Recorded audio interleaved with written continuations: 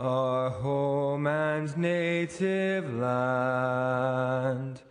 True patriot love in all of us command. With glowing hearts we see thee rise, the true north strong and free.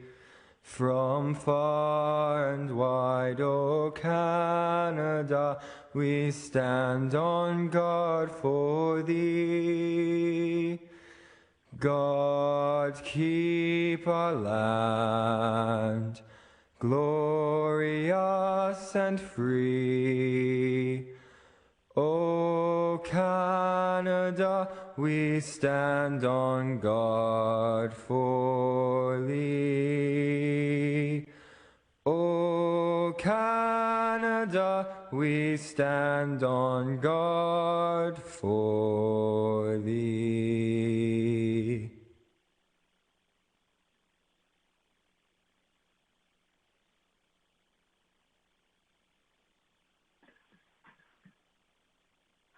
Thank you to the National Film Board for the images of our country and to our very own Grande Prairie Boys Choir for the audio. We'll move on to the adoption of our previous council meeting minutes. Can I get a motion for that set of minutes? And I should say, actually, sorry, just before we do that, I'll just note that I am at home right now in self-isolation, just as a precaution. And Councillor O'Toole is assisting by ensuring that the council members that are in attendance in the council chambers are able to be seen. And so Councillor O'Toole, I guess you're my eyes in the council chamber, even though I'm chairing the meeting. So if somebody raises their hand to make a motion, please make sure to flag that to me and feel free to just turn on your mic to say so. So we'll look for this motion to adopt. Councillor Minhas stuck his hand up. Okay, thank you. So Councillor Minhas makes the motion to adopt the previous council meeting minutes from September 8th. Is there any discussion or debate on that set of minutes from the council members in chambers? Seeing none, then I will call for the vote. All those in favor? And there are 4 of us in favor on Zoom and in council chambers. Minhas, Clayton, Friesen, Pilat, and O'Toole. 4. Okay, so that motion passes unanimously. Thank you. And then next is a motion for the adoption of the agenda. Councillor Friesen. Thank you very much, Mayor Given. I would move that council adopt the agenda as presented. Okay, thanks, Councillor Friesen. Any discussion or debate on the agenda as presented? I see none on Zoom. Councillor O'Toole, is there anyone in council chambers that wishes to discuss or debate the agenda? Councillor Minhas, Clayton, Friesen, Pilat, O'Toole, positive, yes. Okay, so then I will call for a vote. Sorry, everybody, we'll have to get our, so for the council members in chambers, I'll first ask just to make sure, I can't see if you have your hand up because you wanted to flag something or there's some need for discussion or debate.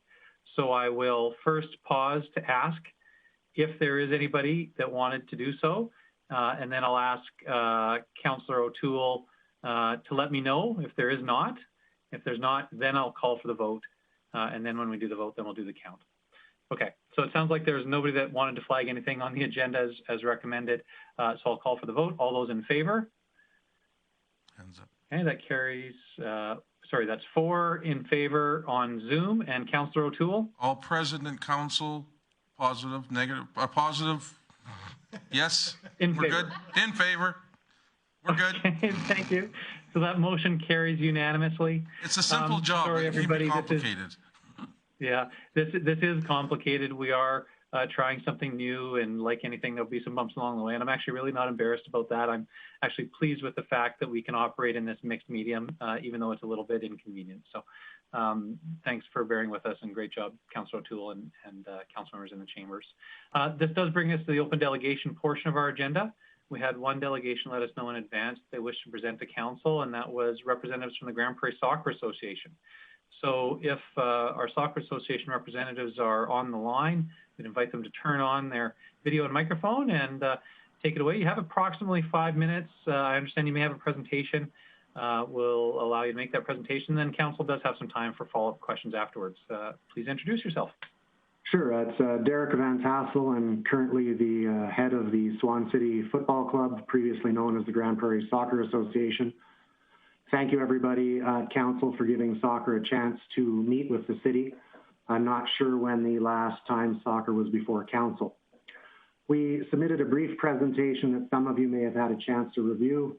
The purpose of the presentation essentially is to start a conversation with the city on the necessity of a year-round multi-sport indoor facility, why we are hopeful the city will contribute, and why we are hopeful that one day the city may let soccer run it. But this is really just an initial conversation. I am hopeful that most of the council believe an indoor facility is needed in our community. I recognize that there are likely many different viewpoints on what type of facility and where it should be located. I'll try to cover our presentation within the 5 minutes allotted, and I'm happy to answer any questions afterwards.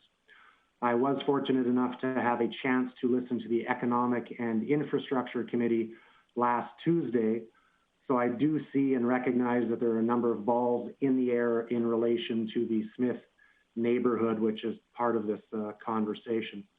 I'm now going to try to share my presentation, which I haven't done before, so bear with me. Can everybody see that? All right.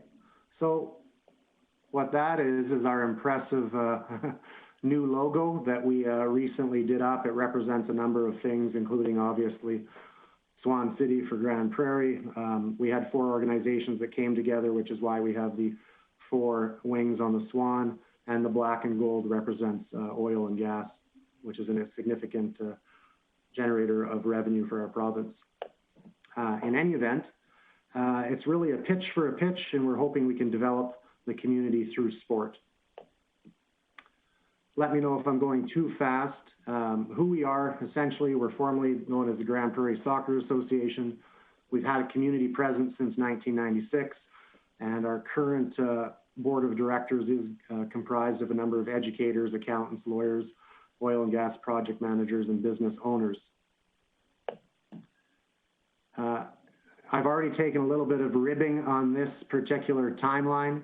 I apologize for the picture there. Our technical director wanted it. In any event, what we wanted to show here is just a little more detail for those council that might be interested in it or not familiar with soccer. Really, we've had an acceleration of soccer in Grande Prairie since November of 2019, when we were finally able to combine a number of the organizations which had been separate before, and this has allowed for a number of financial savings and economies of scale and whatnot. A little more information on who we are, though. Obviously, if you're not aware, we have 4 full-time employees. We've got our gender ratio there. We've got over 1,000 members. We do actually have 2 professional coaches, which are the highest technical coaches we've had in Grande Prairie over the last 20 years. We've got year-round programming. But the big one we wanted to point out to council is we are actually the largest soccer club in the largest geographical soccer district in Grande Prairie. It's called the Northwest Peace Soccer Association, and we are their largest club. We also have some relationships now with Alberta Soccer and Canada Soccer, as our technical director used to coach for the Canadian national soccer futsal team. So there's a little one of those, some pictures there. Maybe you'll find some of them useful. We have recreational and competitive programs as well. What we're really hoping to accomplish is to engage the city in the process of perhaps looking at land that can be donated, design fees, and a one-time capital grant to our organization. I'll get into that a little more, why we are only looking at a one-time grant. But our goal is to construct a multi-sport 4-season indoor facility with surrounding outdoor pitches for a variety of sports and activities, and then have Swan City FC run the facility for Grande Prairie residents and our surrounding community. We would prefer to deliver, if possible, a world-class Canadian facility. I know there's some discussions on community facilities and maybe just throwing up some domes and things like that. But our goal would be to hopefully be able to create something that we can all be proud of, and the residents and various sporting groups. Sorry, I might have double clicked there. Let's see. Where is it? Back. All right, sorry about that. There we go. All right, so timelines are always in flux, I'm sure, as you guys know, for everything you do through the city. But we are hoping that if we can get some negotiations or some discussions with the city, and maybe having something allocated with regards to this upcoming budget, that might be useful. And when I talk about allocation, I recognize we're not going to get land in a few months or a one-time capital grant, but what we were hoping was that administration would engage us for finding potential locations for a facility year-round. Once we do have that approval and eventually a location, we actually can trigger our fundraising plan immediately. We have a plan already crafted to engage small, mid, medium, and large range donors. Our goal right now, worst case scenario, is we're hoping that we would have the multi-sport facility operational by the end of 2025.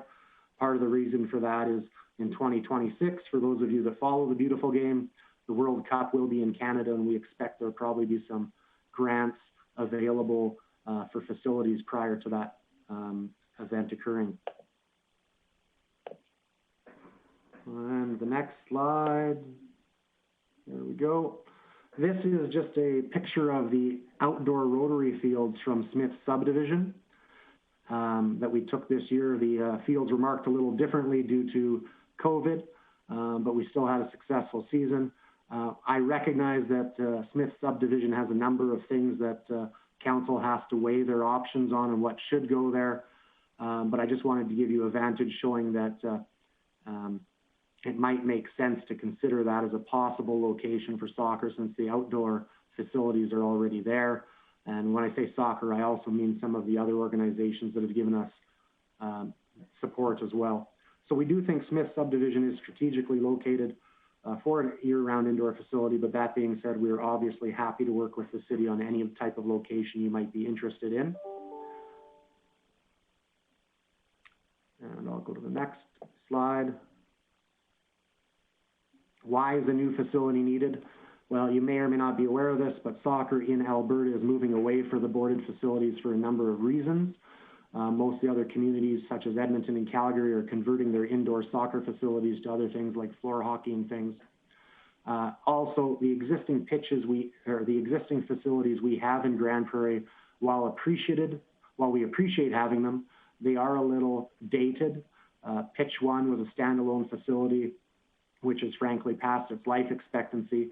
It was built in 2001 for a 12 to 14-year lifespan, I understand from our executive director. There has been some work done to it in 2008. It's going to need more work going ahead, but that work will not prolong it for more than probably 5 years. I also understand Pitch 2 is a boarded facility that the city owns, and we are just uncertain of their long-term plans for that. We recognize you have a number of user groups you need to be responsible towards. I'll change the slide. And sorry, I can't see anybody, so if you have any questions, I'm just going to ignore you till the end. Come on. All right, so why Swan City? This is just a picture out by Pitch 1. We believe we have the staff that can take on a project like this. We've managed Rotary Field, Pitch 1 for a number of years.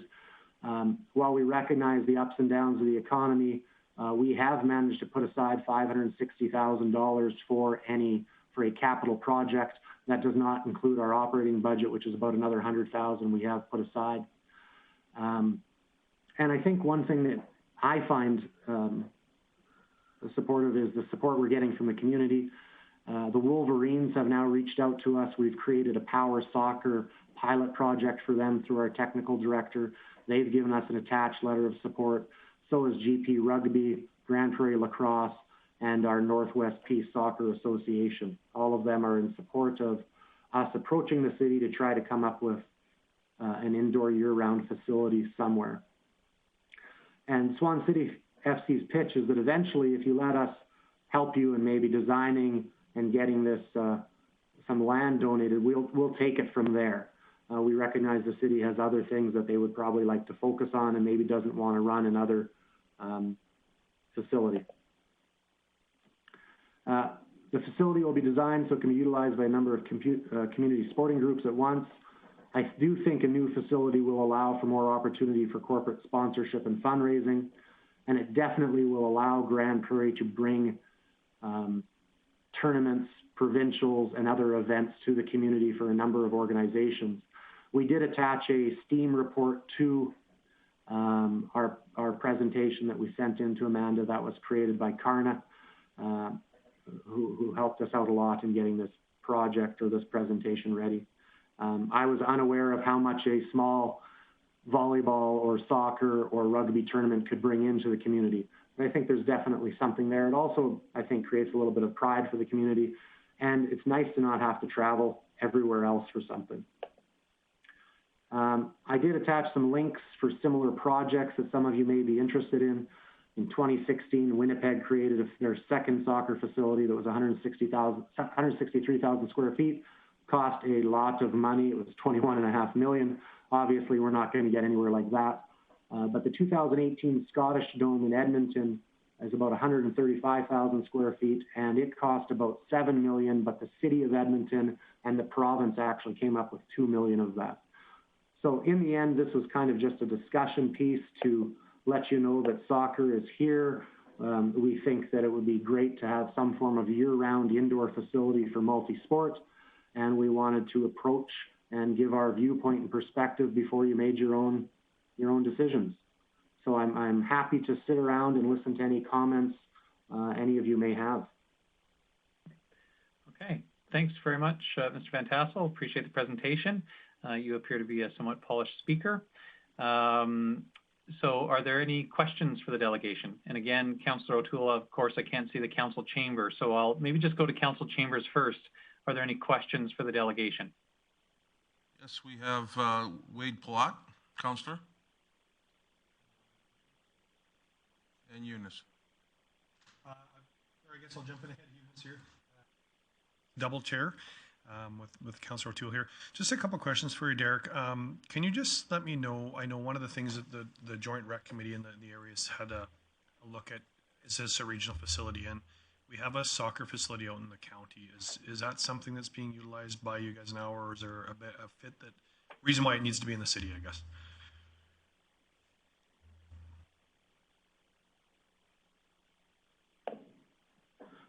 Yes, thank you. So soccer does use the county sportplex. A number of other organizations do as well.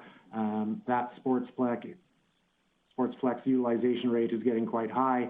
We probably don't get enough pitch time out there. It's also fairly pricey. The facility, though, in the county, and while I'm very happy we have it, it doesn't appear designed in a way that numerous user groups can utilize it at once. So the facilities we've been looking at are designed so you could have 4 different user groups by dropping the net between, but you'd still have proper sized fields. The county sportsplex is great, but frankly, I think it's too small. But yes, soccer does use it on a regular basis. Can I just have one more? Keep him on the hot seat here for a minute. Just with the city talking about potentially doing a low-cost rec facility, can you just explain to me if soccer had a building and we wanted to put a low-cost facility near it, how would GPSA be looking at managing that on our behalf? And just, I know it's fairly preliminary, Derek, but is that something that GPSA would want to look at as managing potentially a facility that might be attached or near this if we did put a low-cost near recreation facility nearby?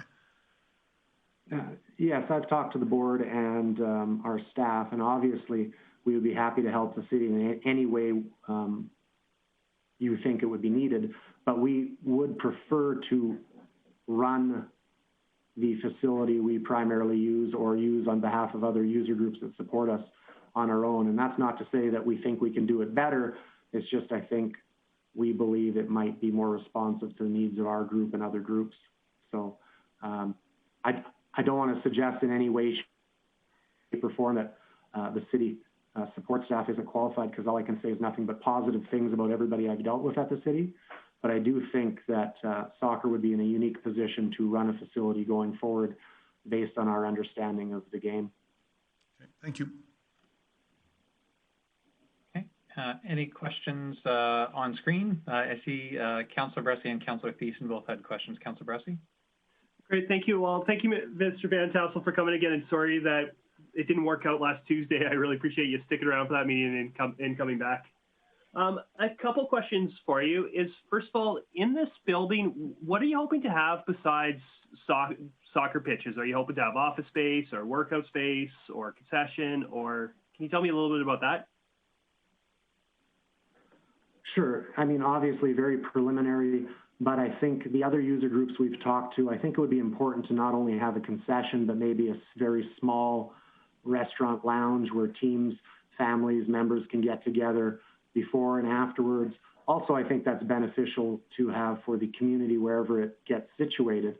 A lot of times you'll see them where they're set up so spectators can watch from the restaurant or lounge or concession. We haven't really contemplated office space. We had thought that there might want to be a boardroom or two in there. We've looked into some ideas as far as best utilization for change rooms to maximize how many teams can use those. But really we were focused on, I think, the field and the maximum number of combinations, permutations of what we can put on that field for different organizations. Great. And then two other questions is, one is, when you talk about hoping that soccer operates it, are you talking about just operating the programming, or are you hoping that soccer actually owns the building and operates the facility management as well? The latter. I mean, it might sound like a big project, but I think if we actually have the land and we get the one-time grant, we can take the project and run with it. We like to think we have a number of big corporate sponsors that are out there. We have a good fundraising plan. We have a good relationship with a number of other organizations. And while we would vastly appreciate the city helping us at the start, we think we can take it from there. Great, thank you. And then my last question is just talking about if this went in Smith and you've got a soccer complex or you've already got outdoor fields there as well, how are those outdoor fields? Do you need more? To host big tournaments, are you hoping that more investment happens to those outdoor fields, or? Well, outdoor fields can be pricey. I would suggest that the Rotary fields this year, for whatever reason, the vast majority of our members were happy with them. There is a bit of a parking issue. There's this little not used spot in one section of Rotary Field where you could park a minimal number of vehicles. The good news about that location is we wouldn't have to spend the money in creating another number of fields at a different location. It just seems to flow well currently. I mean, I know you guys have considered other ventures for that location. The other thing is, I don't think you've got a railway track there, and that won't disturb anybody that's doing any type of recreational facility. But obviously, if we get a location where there are fields already, that will just accelerate the timeline to opening because we won't have to create new fields. Great, thank you. Councillor Friesen? Thank you very much, Mayor Given, and thank you, Mr. Van Tassel. Quick and easy question. I want you to dream, but I want you to be realistic, and I apologize if I missed this in the presentation. But when you build a soccer facility, how many fields would you be looking to have inside contained? Would it just be 1, 2? I'm looking at the Edmonton right now. Looks like they have 4, 3, and 1 as far as like regulation sizes. What would you be looking for? So the Edmonton Scottish field essentially has one massive field that could do 11-11 or 477 games. And then I think they've got a running track around it, which may or may not serve a useful purpose. We've been there a number of times with our teams. But I think if you can create something that has enough for an 11v11, slightly bigger than that, it gives you a number of options for smaller fields, because it should be noted in a smaller community like ours, the soccer traditional 11v11 game is tough. This outdoor senior leagues played 7v7 and met with great success. So if we shift to 7v7, then all of a sudden you've got rugby in there as well. It just opens more things up. So right now I wouldn't want to commit to anything with regards to field number or even frankly size. I think that's a discussion we would need to have with your administration going forward if you guys are interested in our proposal. Okay, now just a quick follow-up on that one, just because I don't know specifically, but the indoor soccer pitch that we have right now, how many games can play at once there? Is it just one? Yeah, so the pitch one can have one game for senior leagues, one game for competitive leagues, but the younger age groups like U5, U7, U9, you can split it in half, and that's the same thing for pitch two. Okay, thank you very much. That's helpful. Are there any additional questions in the council chambers? Yeah, Mayor Given, I got Eunice Friesen, Councillor Eunice Friesen. Thank you, Mr. Van Tassel. You are focused a lot on the Smith area. Have you considered other areas as well? And forgive me if I missed that, but are there other areas in the city that potentially you would be interested in? I recognize that Smith is ideal. Yeah, if you could speak to that, please. Yeah, while Smith is probably our favorite location, it's not the only one. There are, I would think you could also move a facility to the outskirts of the city. I would think more towards the Beaver Lodge direction if possible. You wouldn't want to put something on the other side where the county sportsplex is. Frankly, I think you guys have to decide what you want to do with the existing area where you're building the new composite high school. That would potentially be something that could be used for a year-round multi-facility building. So we're not tied to Smith subdivision. We think it's just one of many potential locations. And obviously, if the city was willing to do anything for us, we would be prepared to move forward with whatever was best for the overall community. Thank you. I appreciate that. That's good. I'm going to call my own number. Mr. Van Tassel, so with a facility like this during the day, is it utilized 100% of the time during the day, or would there be an opportunity for community or school use, sort of during the week, during the day, during school times? Oh, certainly. The existing pitch one, they have the academy uses it, schools use it. So if any new indoor year-round facility was created, I would hope that the schools would continue to use it and frankly would use it more because you'd be able to use it for different activities and sporting events. Wouldn't be so limited to the boarded sports. But yes, we already have a utilization rate that starts at like 8:30 in the morning. It's not full by any means, but there are usually bookings every day. That may be different this year based on the current COVID situation, but normally Peace Wapiti uses it for, I think it's over, I won't want to specify the hours, but I think they have at least 100 hours a year type of thing, just them alone. And that's something that would be possible in any new facility, appreciating that location would matter and everything else, but would be possible. It would be possible, and I think you'd have to do it to make it work. You wouldn't want a facility like that sitting empty during the day. Yeah. Okay, thank you. Well, one last opportunity for any questions from council, either the ones I can see on screen or the ones in council chambers. Councillor O'Toole would like to ask a question. Councillor O'Toole is going to call his own number. Absolutely. There you go. Thank you very much, Mr. Van Tassel. Currently, how many fields are you overseeing in the sports play of soccer? When it comes to soccer, we have pitch one that we run. Pitch two, we use a fair amount. Those are the two indoor facilities. When it comes to outdoor, we've traditionally are focused on the rotary fields, the gateway fields, and we've utilized the CKC field at Charles Spencer. That usually is enough for our competitive and rec programs, provided we've put our request in early enough for the facility planner. So your club reaches out to pretty much all the possible fields that the city has, correct? Yeah, the main ones. Yeah, obviously there are fields behind schools that we don't use, but all the main ones, yes. Okay. So just speaking now, I got you Would there be any need in the future, besides the indoor fields that you're proposing, to have more outdoor fields? If we were just building something for soccer, I would say no. But if our goal is to build something for the entire community and focus on our partnerships with rugby, who needs a field, lacrosse doesn't have an outdoor field, and bring in tournaments and things, I think we might still need an additional field or pitch, but that doesn't necessarily have to be a soccer pitch. But if we want to create something that brings everybody together, I think it's important to use it year-round. We've talked about maybe volleyball, having a outdoor sand field there, and different things. But it's in flux. But with all the other groups, I think we definitely would need to have something for the outdoor. Thank you very much. Mayor Given, I'm done. Thank you. Okay, thanks, Councillor O'Toole. So, Mr. Van Tassel, I think that's all of the questions we had for you. Appreciate that.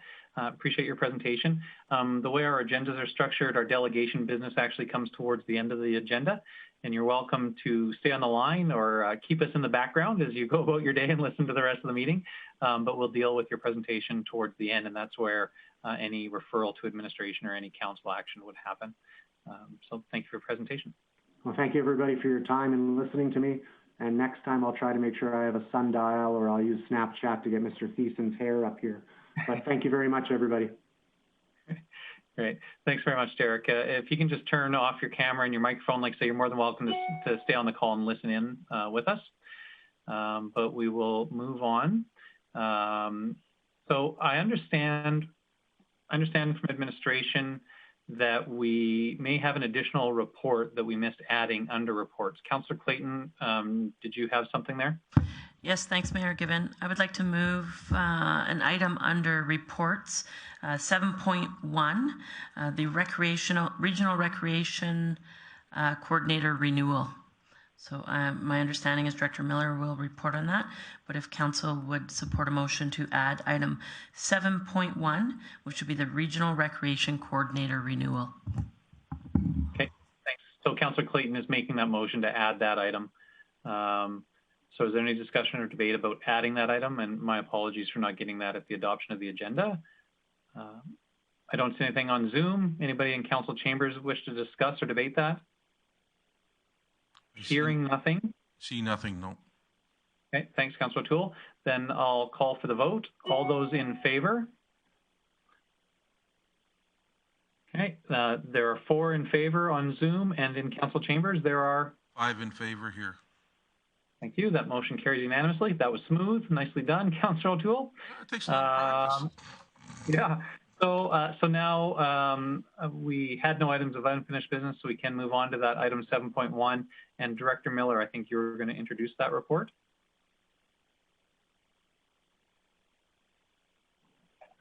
Thanks, Mayor Given and Council. We actually have Katie Bieberdorf with us this afternoon, and the item came from a board meeting or regional rec committee meeting on Friday. So if it's okay, if Katie could present. Thank you. Ms. Bieberdorf, welcome. Thank you, Mayor Given. Today we are requesting the city renew the coordinator position at a 0.75 FTE for 2021. This is a 1-year term from January 1st to December 31st. The city's contribution is $45,737, and it is already included in the 2021 operating budget. And the recommendation is that council approve funding of $45,737 from the 2021 Community Recreation Development budget for the city's portion of the Grande Prairie Regional Recreation Coordinator contract renewal for 2021 at 0.75 FTE. Okay, thanks very much, Ms. Bieberdorf. Any questions for Ms. Bieberdorf? I don't see anybody on screen. Anybody in council chambers? Nobody has their hand up, Mayor Given. Okay, thanks, Councillor O'Toole. Then I would look for motions arising. So we have this report and recommendation from administration. I would look for a council member that wished to move that recommendation. Councillor Bressie? Sure, thank you, Mayor Given. So, Ms. Bieberdorf, if you need a different motion, just let me know. Sorry, I didn't write it down when you were saying it, but let me take a stab and see if this works. And I'd move that council endorse the renewal of the regional recreation coordinator position for 0.75 time in 2021 and direct administration to forward appropriate funding. Yeah, I think that will meet the intent, and so it's, or funding as recommended. Maybe Councillor Bressie, is that fair? Sure. Okay, so open for discussion and debate on the motion. And I'll speak to this a little bit, Mayor Gibbons. Please. Yeah, so just where this comes from is, as Ms. Bieberdorf said, this 0.75 was already built into our operating budget. It is already built into the Regional Recreation Committee's operating budget.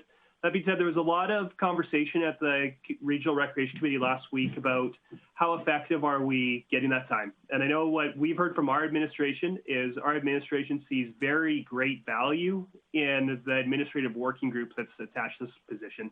They're everything from getting they've had regional ice managers get together, they're getting regional ball diamond managers together. Just that idea of working together as a region has been very helpful for our administration. Now, there's also been some concerns on the political level of, is it a good value? Is the time that's going into getting the elected officials together a good use of time?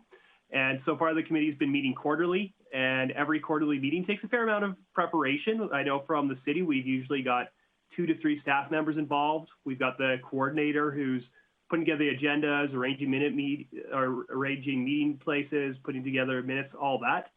And so a motion that was passed at the meeting last week was to direct our coordinators to come back with changes in the terms of reference that will allow us to take a more flexible governance approach to that organization.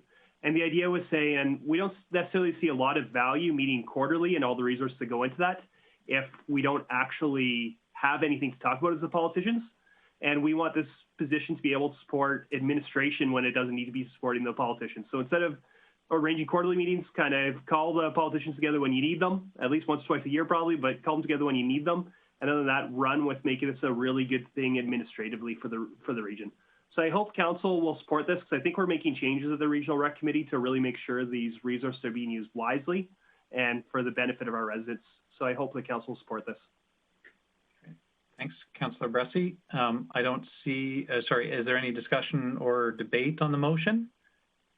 I don't see anybody on Zoom. Councillor O'Toole, anybody in council chambers? Nobody has their hands up, sir. Okay, thanks, Councillor O'Toole. Then I will call for the vote on the motion. All those in favor? I see 4 of us on screen in favor, and in council chambers? 5 in favor here, sir. That motion carries unanimously. Thank you very much, and thanks to administration and Councillor Clayton for that catch. With that, I think we can head into committee business and start with item 8.1, infrastructure and economic development, and Councillor Bressie. Thank you, Mayor Gibbon. I would move that council adopt the minutes of the Infrastructure and Economic Development Committee meeting held Tuesday, September 15th, 2020 as presented. Okay, thanks, Councillor Bressie.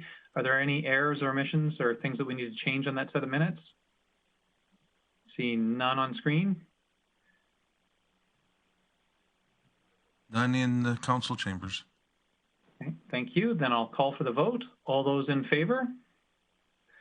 And that's 4 in favor on screen. And council chambers? 5 in favor in-house here. Thank you. That motion carries unanimously. Councillor O'Toole, we've got a good rhythm going now, by the way. This is good. Well, the old dog learned a little bit, you know. You can't say they don't learn. Councillor Bressie, did you want to highlight anything from that set of minutes? Yeah, thank you. I've got no business arising, but a few things to update council on was 2 things to highlight from our Director Service Area update. Council remember that as part of our COVID-19 response, we allocated money to some grants for local businesses to help them improve their businesses and also put some local tradespeople to work. And so there's been 3 beautification and patio grant applications so far and 1 local marketing grant application date. So it's good to hear that the community is starting to access these grants that we've made available. I know that light timings are a thing of frequent conversation in our community, so I'm happy to report that there's new coordination timings for 100th Avenue from Staples to the airport.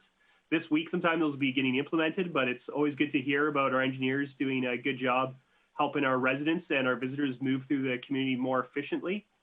And then the last thing I'll update the council about is there was a great deal of conversation about the Smith land that we talked about, that Soccer was mentioning. And just there's needs on that land in terms of Grand Spirit. We've committed some land to them for seniors development. There's some hopes that Alberta Infrastructure will take some for an additional seniors development because we need to do a land swap with them based on deals we made with the comp. It's a long story. I'll catch you up later if you need it. But there was a lot of conversation about that Smith piece of land, and something we're waiting for administration to come forward with is just more information about what needs to happen on the land in terms of servicing, and setting up a conversation for council to have some strategic conversations about what are our hopes with the land and what do we need to accomplish with it. So just letting council know that that conversation that Soccer raised is already well in way, and I'm looking forward to it. Great. Thanks, Councillor Bressie. I think that'll take us to 8.2 in protective services. Councillor Pilat. Thanks, Mayor Given. I would just recommend the council adopt the minutes of the Protective and Social Services Committee meeting held Tuesday, September 15th, 2020 as presented. Okay, thanks, Councillor Pilat. Any discussion or debate on that set of minutes? Any errors or omissions, things we need to change? I don't see any on screen. None in the chambers, sir. Thanks, Councillor O'Toole. Then I'll call for the vote. All those in favor? Thank you. That's 4 in favor on screen. And 5 in chambers. In favor. Thanks, Councillor O'Toole. The motion carries unanimously. Councillor Pilat, anything you wanted to highlight from that meeting? Yes, Mayor, given a couple of things. During Director Manuel's verbal updates, he did talk about the Youth Advisory Council recruitment has been extended to the end of September. Community engagement sessions were held on September 3rd and 4th for that. And then we also had a little bit of discussion from Mrs. Sullivan around a diversity and inclusion in area update, which was good. And then after that, we had some discussion about bandage pause, and we did have a little bit of direction that administration is going to work to try to enter an agreement with the County of Grande Prairie and bandage pause to establish a sustainable model for animal care and adoptions in our community. And then we had quarterly reports from Mr. Kokash from the Enforcement Services, Mr. Curry from the RCMP Superintendent, and Mr. Boston, the Fire Chief. Just kind of our quarterly numbers on a snapshot of what's happened in the community. Nothing was too out of line, and it was well received.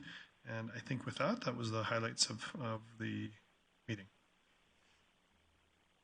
Okay, thanks, Councillor Pilat.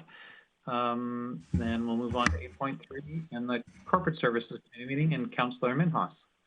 Thank you, Mayor Wilgiven. I move the council adopt the minutes of the Cooperative Service Committee meeting held on Tuesday, September 15, 2020 as presented. Thanks, Councillor Minhas. Any discussion or debate on that set of minutes? I don't see any on screen. None in the chambers, sir. Thank you. Then we'll call for the vote. All those in favor? And that's 4 in favor on screen. 5 in favor in House. Okay, thank you. That motion carries unanimously. Go ahead, Councillor Minhas. Thank you. I'll move the 8.3.1 Municipal Simulated Program MSP Capital Plan. Council approved the proposal capital project to be funded from the Municipal Simulated Program MSP as presented, which is, I think we discussed last meeting, and whatever the engineering department recommended, I think we should go with it. If anybody have any question or change, they can talk. Okay, thanks, Councillor Minhas. Certainly, if council needed any overview, I don't know if that would maybe fall to Director Bork, recognizing it's coming out of his meeting. Director Bork, do you want to provide an overview of the recommendation? Thank you, Mayor Given. The recommendation was for some new funding from the province up to $8.2 million. We had a maximum of 5 projects. The 5 projects proposed were $3.95 million for road rehab, $600,000 for 103rd Ave slope rehab, $200,000 for crosswalk improvements, $750,000 for South Bear Creek building replacement, and $2.7 million for priority storm infrastructure repairs and improvements. Some criteria for this program were that they had to be new projects, and then we had to they had to be completed by the end of 2021. Okay, thanks very much, Director Bork. Any discussion or debate on the motion as proposed by Councillor Minhas? I don't see any on screen. Is there any discussion or debate from Council Chambers? Yes, I have. Councillor Pilat would like to talk. Yeah, absolutely. Councillor Pilat. Thank you, co-chairs. Just a question for Mr. Burke on the crosswalk improvements. I believe we had a little bit of conversation, but just if you can just reconfirm some numbers for me. I believe we have $200,000 there now. I think this would go to covering overhead signs if needed, flashing signs if needed, upgrades to signs. Is that the general where this money is going to be allocated in the community? Director Bork? Actually, I will defer to my to Director Glavin. Thank you, Mayor Given. Yes, essentially, the way that we had this broken down is approximately $100,000 for an overhead sign. So this would be something that would go across a road similar to what you see at 105th Street where the Tim Hortons is, or 106th Street where the Tim Hortons is, along 100th Avenue. And the reason why it's so expensive is because they're considered a bridge. So there's higher regulatory requirements for them. And then the remainder would be going to rapid flashing beacons, similar to the ones you see beside City Hall with the rainbow sidewalk. Those are in the neighborhood of $10,000 each. So in total, we'd be looking to do 10 of those and one overhead bridge structure. Okay. Thank you for that. I guess with that, I'm gonna make an amendment, or try to make an amendment here, and hopefully get some support on this. And I'll ask Mayor Given if that's the direction he's hoping to take at this point. If we're looking at amending, if now, or are we wanting to have a series of questions first? Well, I don't know if there were any additional questions, but I didn't see any on screen. And so if there weren't any additional questions in Council Chambers, then yeah, by all means, Councillor Pilat, go ahead and make your amendment motion here. Okay, thank you for that. I think for me, we constantly hear about we're not a safe city to walk for pedestrians and bikers. You know, and I think $100,000, I can think of several locations I wish we would have a major sign like that up. And when I think of $10,000 for locations, I can think of a lot of locations I'd like to see that up as well. So I want to make an amendment that we increase the amount of crosswalk improvements from 200,000 to 400,000, and we decrease the amount in road rehab by 200,000. And I will leave that for now, and I will come back when it's time to close to deliberate on that. But in short, I think the community will get a lot better value out of this $200,000 than $200,000 of additional road rehab. We're already doing a decent amount of road rehab, and so I'm not asking to cut out the real road rehab. I'm just saying 200,000 less of it, and to put in. This is a great opportunity to put in some good safety for the community safety initiatives, in my opinion. So I think this would be a better use of the funds. Okay, thanks for that motion, Councillor Pilat. So just to confirm, you're not adding an additional project. We're still within the requirement to have only 5 projects. You're simply proposing to tweak the amount of money between 2 existing projects to take that $200,000 from the road rehab and put it into the pedestrian safety improvements, correct? That's correct, Mayor Given. Okay, great. So open for discussion and debate. I think I saw Councillor Friesen.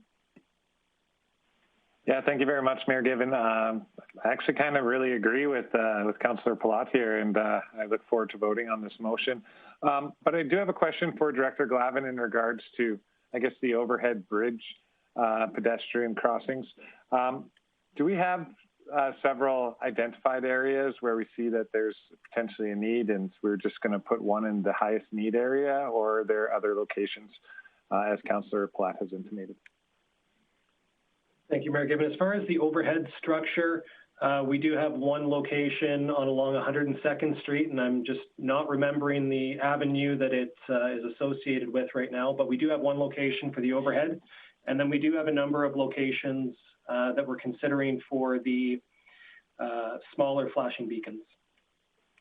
Okay, but we do not have a second location identified right now for a set of overhead. Mm-hmm. Okay, so then that's either we're going to add 2 more overheads or potentially 20 more flashing beacons around the city with this increase in funding. Does that make your job difficult in submitting this to the province in a timely fashion? I may have to defer to Director Bork on any of the technicalities here, but I believe we just need to get them in the category. We don't need to have the specific sites identified today. Okay. Anything different, Director Bork? I'm going to have to actually just reconfirm on this one. Had a little bit more criteria than some of the other programs we've been looking at here recently, and I just will have to just consult and get back to you here quick as soon as I can on just to confirm that. Okay, thanks, Mark. Well, we may have a few other questions that will buy us some time. Mayor Given? Yeah, Councillor O'Toole? Councillor Clayton would like to speak. Great. Let's go Councillor Clayton and Councillor Russi. Thanks, Councillor O'Toole and Mayor Given. A question for Director Glavin. In the sort of same vein, in similar vein as in crosswalks, I'm curious, and I might be putting you on the spot here, but I'm curious if you have any idea of what the school zone solar-operated speed signs cost. And they're the ones that flash when you're speeding through a school zone. They're solar operated, and I'm curious if you happen to recall. And maybe while you dig for that, in case you don't have the top of your head, I absolutely support Councillor Plot's initiative here. I think crosswalk improvements are extremely important, not only for accessible movement, in intersections, but also for safety. That being said, I've been a big advocate for road rehab. So even last term, it was extremely important for me to improve and increase that amount of the dollars spent in regards to road rehabilitation. But I think that, with this additional money, we are putting ourselves in a great position. We've already increased what we're spending annually. Now with this additional expenditure, I would like to say that our roads are going to be in a good place. Although I remind people we live in a winter city, our roads are never going to be like Kelowna. They're never going to be even like anywhere south of Edmonton. We live in a winter city. The freeze and thaw is not controllable. We are always going to have potholes no matter what money we spend. So if we were to take some of this money and put it into something like a crosswalk improvement, I think it's a great initiative. But I also would like to see if there's an opportunity, depending on what the costs are and what the criteria of this money is, to see if we can also enhance safety in school zones. We hear constantly through our traffic photo enhancement program that people will absolutely support the fines that come out of speeding in school zones. So if we can make it very clear to people when they're speeding through a school zone through a solar operated sign, I think it's a great preventive measure. People then can't turn around and complain when they get a ticket. If it's flashing in their face what that speed is they're doing, and if it becomes a relatively low cost piece to add some of those in this similar vein, I think it'd be a great initiative on our part. So I'm not sure if you have that information, Director Glavin, but I'd be curious if that's an opportunity in this program as well. Thank you. Yeah, thank you, Mayor Given. So regarding speed signs, I'm actively trying to get you a cost on that right now. We did just receive 4 of them that we did purchase through our normal program that we were planning to put up at different locations for the city this winter. They should be installed here shortly. My memory is that they're not insanely expensive. They're, in the magnitude of a couple $1,000s, I think, 2 to 5, somewhere in there, but hopefully I have a better answer here very quickly. Easy. City Manager on screen. Okay, thank you, Mr. Mayor. Yeah, I can provide a rough cost between $5,000 to $10,000, depending the level of sophistication and length of the beam on the laser to start detecting speed. But that is the ballpark, 5,000 or less, up to 10,000. Thank you. Okay. Mayor Given, if I can just have a follow-up to that. Thanks. Councillor Clayton. Thank you. I don't want to grab an arbitrary number in regards to what this looks like. And I know that this program is time sensitive. I couldn't even guesstimate how many we need. So I'll look for direction from you, Mayor, given on what you think is appropriate. If there seems to be support for that from council, possibly we can find the appropriate amount of money within the road rehab crosswalk improvement type line item. I'll leave that up to administration for discretion and look for your suggestion, Mayor Given. Well, and I will just recognize that the program has certain criteria for things that are eligible and ineligible.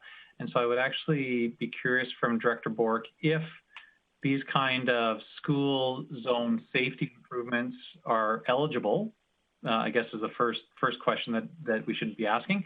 And if they are, Councillor Clayton, my suggestion to you would be maybe you want to change the category title rather than necessarily getting into the money amount. If the category was pedestrian and school zone safety improvements, that might be a category that provides administration enough flexibility. So we already have an amendment on the floor about the amount of money. If council wanted to support that, I mean, we'll deal with that first. And then if a council member wished to expand the expand the intent of that line item, maybe we could do it that way. So what I see Director Bork on screen, and I would be curious whether these types of improvements are allowed under the program. They would be in the general category. We're just confirming with the person who was actually filling out the actual application about how prescriptive we have to be. So that's just a piece of information I'm still waiting for. We had started filling that out this morning. We're just trying to connect with the person who had downloaded it. So I'll get back to you as soon as I can on that. Okay, thanks, Director Bork. So Councillor Clayton, can you, if it's okay, I'll ask if you can maybe just hold that thought while we go to Councillor Bressy's question. Right now, as a reminder, we have Councillor Pilat's motion to amend the amount of money by bringing essentially $200,000 from the road rehab and overlay line and bringing that into the pedestrian crossing improvements line. Councillor Bressy? Great, thank you, Mayor Given. First of all, I appreciate this motion. I know that probably once every 2 weeks I get at least one ask from a resident for crosswalk beacons somewhere that's dear to them, usually on the route their kids take to school. And I often point out to them we've got a heat map of injury accidents we had in the city over 3 years, and never does that map ever seem to show that there's actually been an accident in that intersection they're asking. So I think our roads are safe, but they don't feel safe to a lot of residents. And I think that's a big problem when parents are driving their kids to school, so letting their kids walk to school because they don't feel safe with little whoever walking to school. And so I really do think I'd love to see more of these to give that safety feeling to our residents. A question I have for Director Glavin is just the location of these. First of all, with the overhead light, it was surprising to me to see that the overhead lights were at 104th Avenue, which is right across the street from St. Joseph's Church, instead of down at 102th Street, where it's the entrance into Muscogee Park. And so I'm just kind of curious if you have to know, and I didn't give you a heads up, I'd be asked this question, so if you don't know it, I totally understand. But I wonder if you know, Director Glavin, why 104th Avenue was chosen instead of a couple blocks away. Director Glavin? Thank you, Mayor Given. I don't have an answer for you right now, but I will try and get that as we're in discussion. Great. And then my other question for you, Director Glavin, is I'd assume if council did approve this increase, well, any amount for these beacons, that would be our engineering department deciding where they go based on all the metrics they usually use in terms of warranting intersections, or how would the locations be decided? Go ahead, Director Glavin. Thank you, Mayor Given. So they utilize a number of factors in this, looking at how much pedestrian traffic is at a particular location, what the volumes of traffic are for vehicle traffic, is there a history of accidents at the location. They'll look at sight lines to see if there's obstructions, what the lighting looks like in that area. Basically looking at it from a risk perspective. Director Bork, I see you're back. I am with some good news and some challenging news. The first one is some advice we have from those filling out the applications is that the digital speed signs are not wouldn't typically fall under MSI as they're not permanent, and this is a similar criteria to MSI, whereas rapid flashing beacons are for more or less permanently installed. That's the definition that they've been using. So there would be some question about whether they would approve digital school signs. Also in the application, we are putting down, we are asked to put down the locations. We had a plan to get to the 11 with the 200,000. We would have to do some more work here in the next week or so to finalize if there were to be additional locations to put in the application. Okay, thanks for that, Director Bork. So we still have Councillor Pilat's amendment on the table. I did have a question, I guess, and really on the amendment. The additional $200,000 essentially doubles the amount of installations that would happen. And I appreciate it could go between overheads or flashing beacons. Is administration confident that we have the capacity to install double the amount of improvements that were proposed at the $200,000 level? Thank you, Mayor Given. So obviously at the $200,000 level, we were comfortable with it. I would have to double check, but I believe that this is something that we could scale up to do. If we need to get them done, we can get them done. Okay, thank you. Okay, any other discussion on Councillor Pilat's amendment? Now, again, just to make sure that we don't mix up two issues at this stage, Councillor Pilat's made that motion basically to reallocate funds, $200,000 of funds, to increase the amount for pedestrian safety improvements to $400,000 and decrease the amount of road rehab and overlay by that $200,000. So that's what we're voting on. Is there any other discussion or debate on that amendment?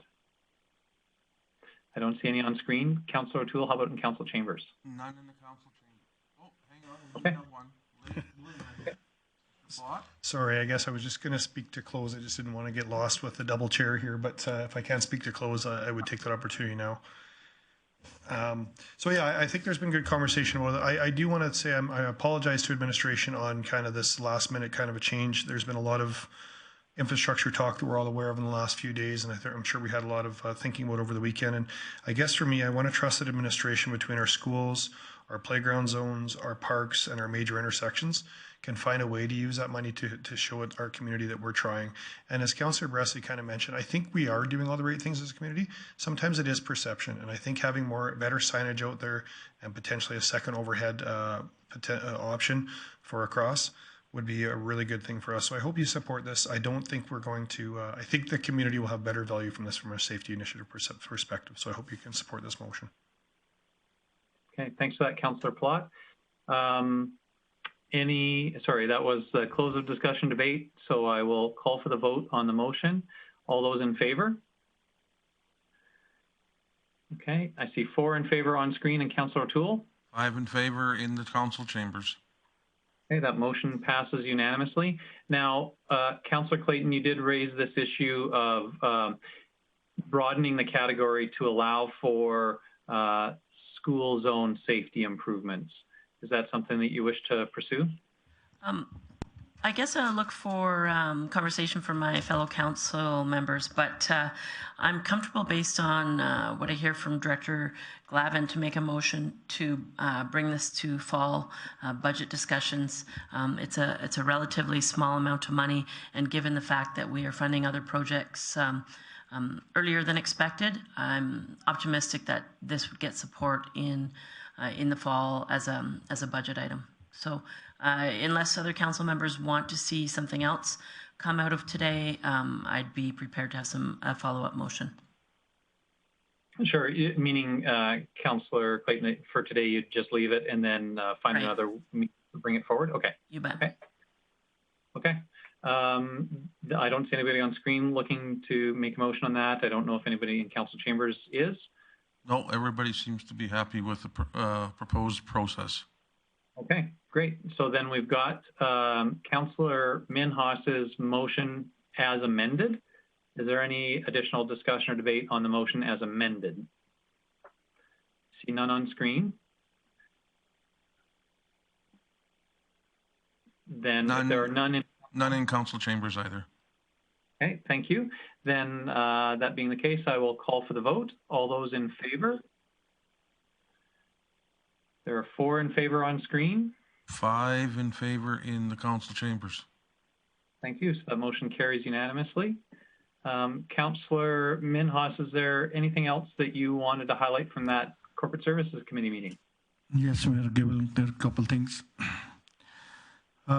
Assessment and taxation, working with the property owners who have multi-years of outstanding tax payment arrangements. The second one is finance administration preparing a budget update for next committee meeting. And human resources, the city COVID-19 rapid response plan has now been formalized. Corporate efficiency strategic initiative, the application 311 has been submitted. That's all the report, please. Great. Thanks, Councillor Minhas. Then I believe our next up is the Community Services Committee meeting. And I'm sorry, did we, Councillor Friesen, is that yours or do we have an acting chair that day? I think we may have had an acting chair that stood in. Yeah, it's Councillor Clayton. Thanks, Councillor Clayton. I would move that Council adopt the minutes of the Community Services meeting held Tuesday, September 15th, as presented. Thanks, Councillor Clayton. Any discussion or debate on that set of minutes? I see nothing on screen in council chambers. Nothing in the council chambers, sir.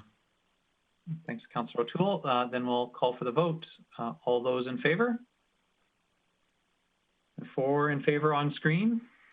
Once again, it's 5 in favor in the council chambers. We're beating you every time here, sir. I know. I don't think we'll cross that hurdle, boy. Thanks, Councillor O'Toole. That motion carries unanimously. Councillor Clayton, anything else that you wanted to highlight from that set of minutes? Yeah, you bet. Thank you. From Director Miller's service area update, I just wanted to highlight a few items. This weekend at Revolution Place, the Plaza Rock event takes place, highlighting 3 local bands. It's Saturday afternoon in the H.A. Rice Plaza. As well, a reminder that the Buckwild PBR event has added an extra day on Thursday, October 1st. So both those events you can buy tickets online for. And as well, Grande Prairie Women's Show was given approval from AHS under current guidelines to take place in the Revolution Place from October 16th to 18th. As well, I just wanted to highlight that there are now 3 new electric buses in service, and to date, the need for maintenance and road repair has been minimal, and the programs seem to be working well. And under sport development, wellness, and culture, the city is currently partnering with the Art Gallery and the Centre for Creative Arts for the annual celebration of Alberta Culture Days. It takes place September 25th to 27th, and the city is contributing creativity kits, which include art supplies and craft directions, and those are being distributed to the public. And last but not least, the city administration worked in conjunction with PARDS, and we have now donated accessible bus number 37 to PARDS for their use, and that transaction has taken place, and so we're very proud to be able to support PARDS within our community with this bus. And that's it for today. Thanks. Great. Thanks, Councillor Clayton. I believe that handles all of our committee business. We had no items of correspondence today, so that'll bring us to our delegation business. We did have the one delegation from the from the Swan City FC. I was going to say Grande Prairie Soccer Association. It's going to take me a while to get that out of my mind. But from Swan City FC, I would look for a motion arising from that presentation. I don't see anyone on screen. Councillor O'Toole, is there anyone in council chambers? Councillor Pilat would like to make a motion.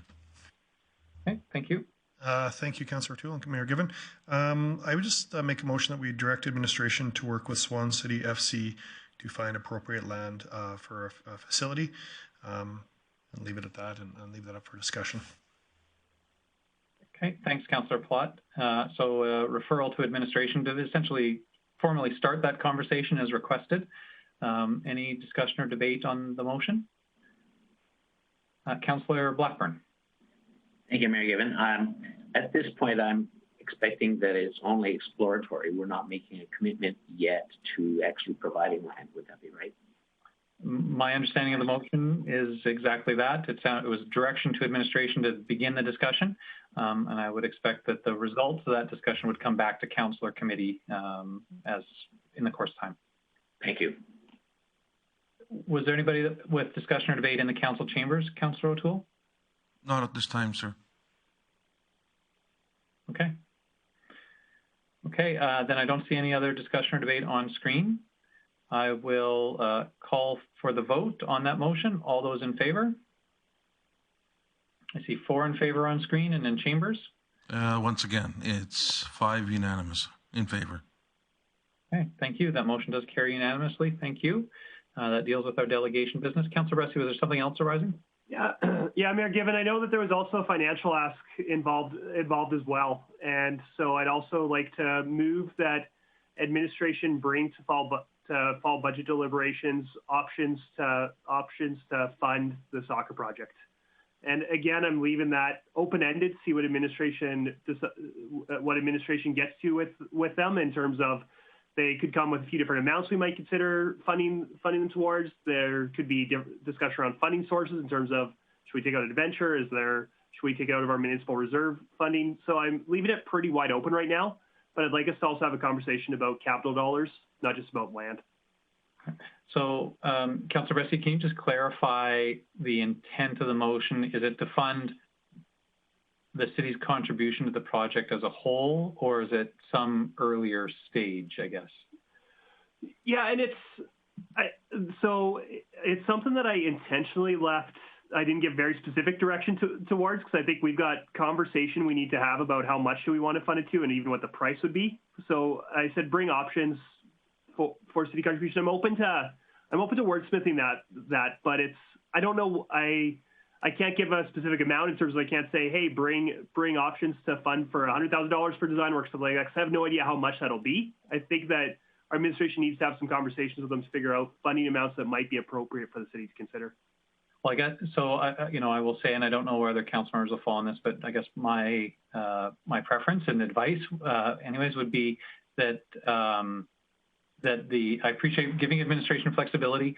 At this stage, I'd be very comfortable supporting an ask to administration to identify an appropriate amount for city contribution towards design.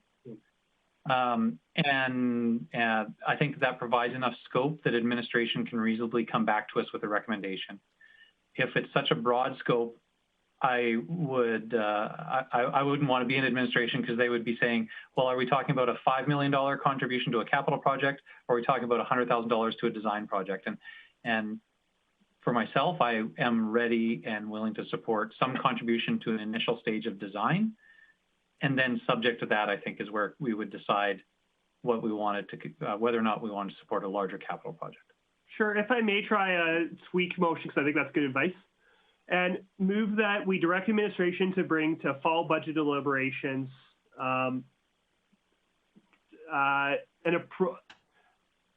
options to fund design and other initial work on the soccer center. And so, yeah, design work. So I'm looking for design's great to get a cost, but there might need to be some engineering studies involved. I don't want it to. If there's other things that basically where I'd like us to get in the fall budget deliberations is I've got an appetite to fund whatever it takes to take this to the next stage. And to do that, they need to know what this building looks like roughly. They need to know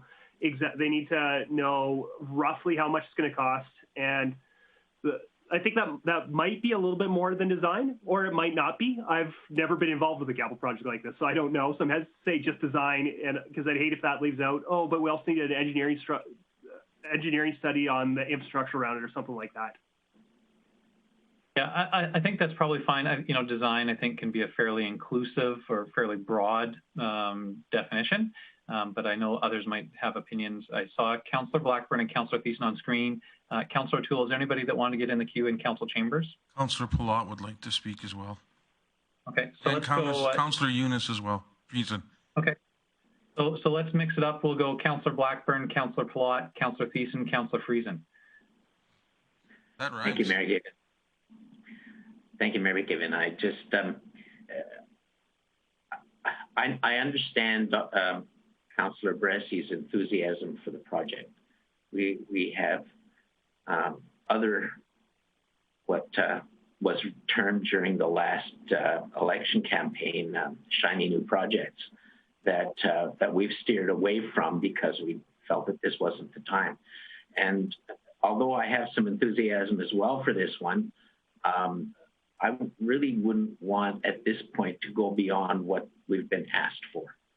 And so we were asked for help with the design cost.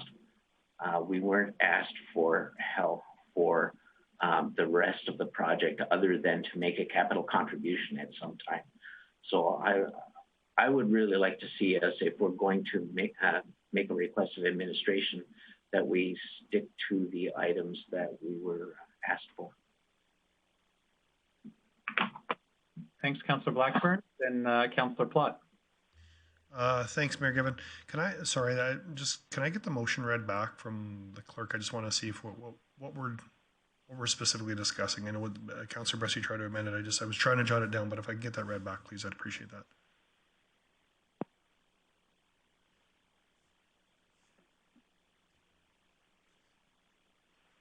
Thank you. Councillor Bressy's motion is for Council to direct administration, bring forward to the fall budget deliberations, options to fund the design and other initial work for the indoor soccer center. Okay, thank you for that. So I'm okay with us having a conversation about design at budget. Doesn't mean we're going to approve it. I think by then we'll have more information. By other, though, I wish it said consultation, because I think that's something the city ultimately is going to have to do no matter what. I think we're going to have to do a consultation process. I think the Swan City Football Club has done a lot of work working with other associate groups that want to work with this, but I'd want to make sure this isn't going to be a small ask when it's all said and done. This could be a $10 million project. So I'd want to make sure that we were doing proper consultation too. So if consultation is included in other, then I'm in support of the motion, but I'm not sure if that was Councillor Bressy's intent, but I would like to see us have some kind of consultation funding allocated for it, because I think that could be the 2021 in itself, could be just all about consultation. So.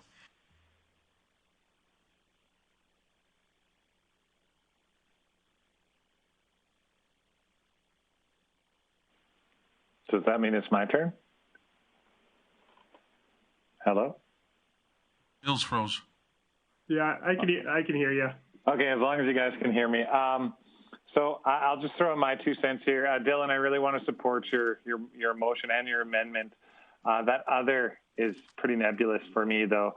I'm all in for the consultation costs, as Councillor Blackburn said. I'm all in for getting sort of a cost estimate on design drawings and stuff like that, and setting money aside for it. As far as consultation, Councillor Platt, it's my opinion that we've already directed administration to find some land, or most appropriate land. We've got some design drawings potentially that are going to come in our budget. After that, I believe, is when all the consultation happens. Now, this is all going to take time, finding land, getting the design drawings, so that engineering, depending on the type of land, you might need more engineering if you got soft soils or like hard clay soils. So it's very preliminary for me. And also the timeline doesn't quite fit. And as Councillor Platt said, this could be a $10 million ask. And it's not just to benefit the Soccer Association, it's going to benefit other organizations such as Lacrosse, Rugby, and the Wolverines, who all sent in letters and were presented mostly in the report by Mr. Van Tassel. I think at this stage, getting some design work in our budget to help with this project, and directing administration to work with their delegation and find the suitable land spaces that we might be able to build on, is probably the right course that we need to take right now. But moving this anything further from there, that seems like another 4-year budget plan. And I'm not super keen on going new big shiny right now or charging forward, because I think this other stuff is still going to take time. So for those reasons, if you amend and take out other, I'll support your motion. But otherwise I can't support it. Thanks. Okay. Thanks, Councillor Friesen. Did Councillor Friesen go? No, I was just going to mention Councillor Friesen. Go ahead, please. Thank you very much. I'm not, I'm kind of with Councillor Blackburn on this, that it's a bit early to suggest that we're going to support something that beyond what's been asked of us so far. I would be a little more comfortable if perhaps the language was earmarking some money to contribute to funding, but not completely funding. So as it stands, I can't support the motion. But the intent and the idea down the road, I think that I wholeheartedly will. Thank you. Okay. Thanks. I think that was the end of our queue. I apologize. I got kicked out of the out of the meeting there for briefly, and I think Councillor O'Toole took over. Thanks, Councillor O'Toole. So, Councillor Bressie, you've heard some feedback from your council colleagues. Did that lead to any revisions on your motion? Yeah, well, and no, I don't think it led to revisions on my motion, but I'd like to clarify my intent a little bit. And what the intent is I want us to discuss funding whatever it takes to get to the next stage of this. And I want our administration to come back with recommendations of what needs to happen to get to this next stage. So it might be we need to do designs. It might be we need to get an architect to do a cost estimate. It might be we need to do community consultation. It might be we need to explore grants. I don't know what the next step of this is. Will it make sense? And I'd like our administration to bring forward recommendations about what kind of funding would be appropriate to take this next step where we can make an informed decision about our capital contribution, and also where the group can go out and they can ask other municipalities and corporate sponsors and other levels of government what's going on. And I'd really encourage council to support this, because remember, we're not committing any money today. All we're doing, if this motion passes, is committing to discuss committee money in November. And Councillor Friesen, I agree with you. Maybe it's not appropriate for the city to fund the whole amount of this work. I think that I'd be more comfortable splitting the design work so that they've got a stake in it. But that's the conversation we have in November when we know what this is actually going to cost and how much this is going to be. So again, this motion isn't committing us to anything beyond saying we're going to have a conversation about this in the context of our full budget. So I hope the council will support this motion. Okay, thanks for that close, Councillor Bressie. I will call for the vote. All those in favor? I see 2 in favor on screen and in council chambers. 3 in favor, 2 opposed. Councillor Minhas and Councillor Friesen opposed. Okay, so sorry. So 3 in favor. Yes. In council chambers. Okay, and those in favor were? Clayton, O'Toole, and Pilat. Okay, and so in favor on screen were Bressie and Given. And so opposed then, all those opposed?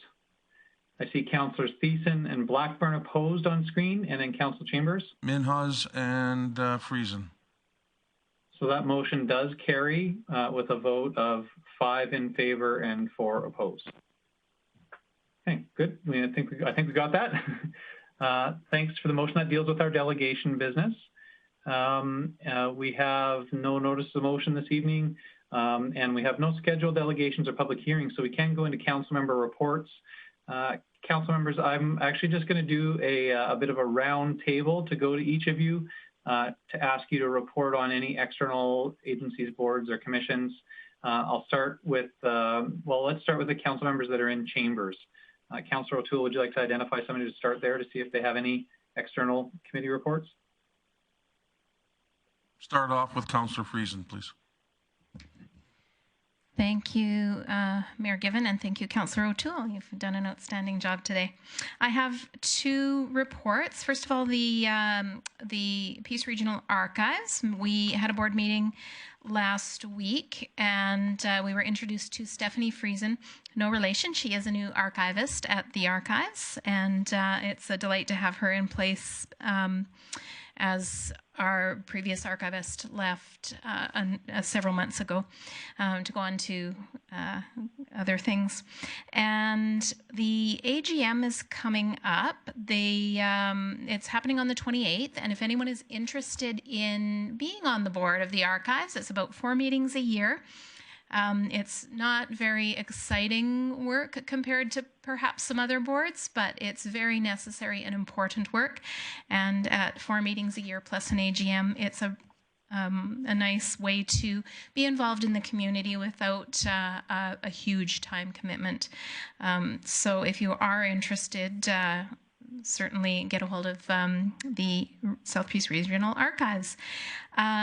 They've had a time to do a lot of organization, of course, since COVID hit, but unfortunately, because of space restrictions in the archives, not a lot of the volunteers aren't able to get in, and because it's so tight. So work has been slow there. But the other thing that is very exciting and speaks to maybe the space opening up a little bit soon, the board moved the other day to proceed speaking with administration at the city and moving down the path to hopefully moving into Centre 2000 in the lower floor where Heritage Discovery Museum is currently located.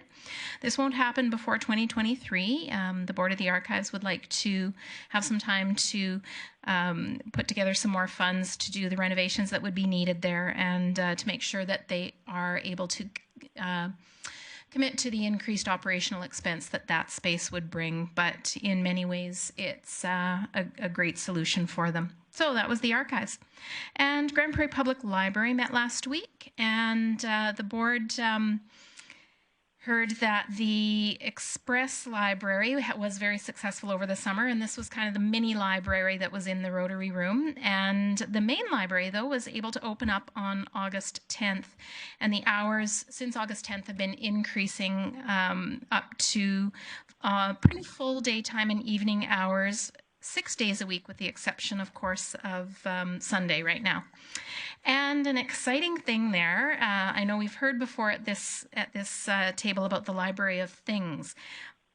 There were 31 mobile hotspots added to the Library of Things. 15 were purchased through a community foundation grant, 15 were donated by TELUS, and 1 was donated by Custom Cellular Communications.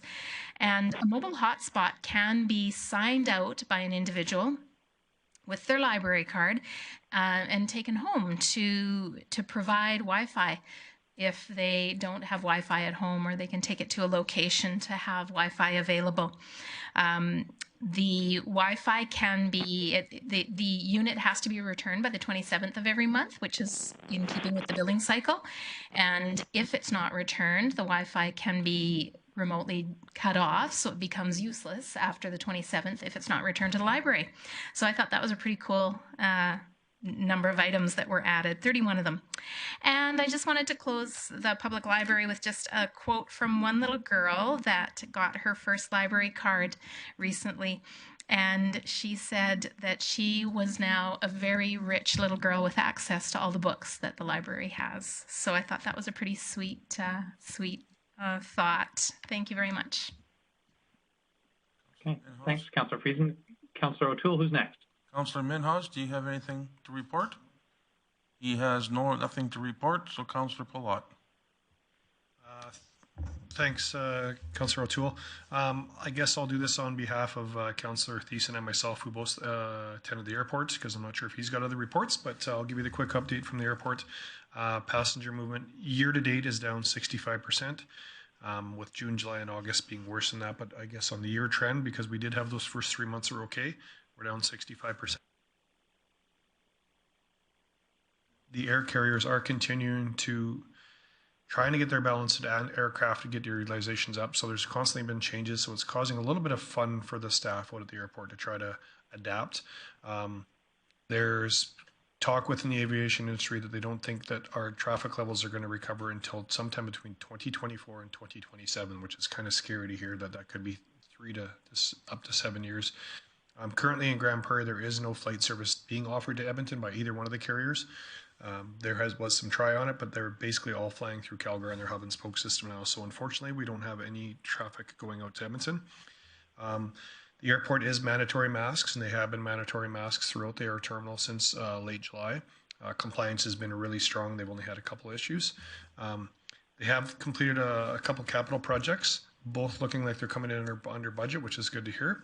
The East Commercial Servicing Project is complete, and the runway 0725 rehabilitation is about 90% complete with lighting left to go. And again, it sounds like both of these projects are coming into budget, which is great. And that's the report from the Airport Commission. I have also Councillor Jackie Clayton. Thanks, Councillor O'Toole. A quick update on Grande Prairie Regional Tourism Association held their AGM, I think it was last week. Yeah, and it was out in Sexsmith. It was a really great, it was sort of nice to be at an event. It was the first event I'd been into in a long time. So it, it was managed very well from the Tourism Association in regards to COVID social measures and what was required to keep people safe.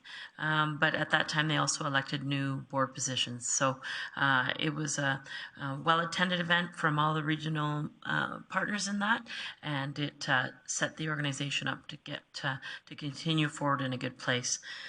Also, last week, I just quickly attended the Community Advisory Board on Homelessness, and just an update to remind people that the day use facility is still on target to open for October 1st. So that is definitely a needed asset in our community. And I thank administration for all the hard work and the other partners that are involved in this to make this facility, to bring it to fruition in what will hopefully serve exactly what we were looking for in this project. So it will be, a place to get warm, to possibly dry out your feet, get a quick bite of food, but not... It is not going to serve the needs for our homelessness. It won't be a shelter in the sense that people won't be sleeping there, but it'll serve exactly the need to get people warmed up in a sort of a safe state as they continue on, especially as we head into the cold winter season. So I thank you for administration and all the hard work through many community groups that went into this. Thank you. And Mayor Given, I have one report. It's the Combative Sports Commission. I met with John Barber over Zoom and other members of the combative sports municipalities in the province of Alberta. They were all represented, and the only ones that weren't were the First Nations one, which fall under the Federal Act. But John Barber, just so you know, is the manager of operations and sector coordination for sport, physical activity, recreation branch, Alberta culture, multiculturalism, and the status of women. What the plan is we're trying to get back to sport policies in place. We're working very diligently with Alberta Health Services. We're working with the legal department of the province, as well as the combative sports in these other municipalities. And hopefully within possibly 6 weeks, we'll have a plan in place and we'll be able to get into the sport back to where it was a year ago, possibly. And with that, we are working hard, and that is my report. Thank you. Great. Thanks, Councillor O'Toole. And on screen, Councillor Bressie, do you have anything to report? Yeah, thank you, Mayor Given. I've got two. One was the Grande Prairie Sport Connector. We had our first board meeting with new board members, and it was great welcoming some of our new board members on board. And I think it's got a really strong board to navigate the next year. We did some strategic planning, so that was fun. You'll be seeing a written plan come out of us soon. And then the other one was the Regional Sport Committee. And I talked about the most significant conversation earlier in the meeting, so I won't rehash that. But one thing committee did was there's been issues with ice users across the region having different rules in different facilities where they'll be told they can't spit on the ice in one facility and they'll say, well, the city will let me do that. Or they'll drink after a game in the city and they'll be told, well, we can drink in Claremont. And really, they can't do any of that stuff. But now the Regional Rec Committee has endorsed regional guidelines will apply to every ice rink in the region, no matter who's operating it. And hopefully that'll get us better behavior in our facilities and also make our operators' lives a lot easier now that users can't play them off one against the other. That's great. Thanks, Councillor Bressie. Councillor Friesen. Thank you very much, Mayor Given. I guess I got two as well. Just supplementary to Councillor Clayton's update for CAB. I also was at CAB as the alternate, as well as representing Grand Spirit Foundation for the time being.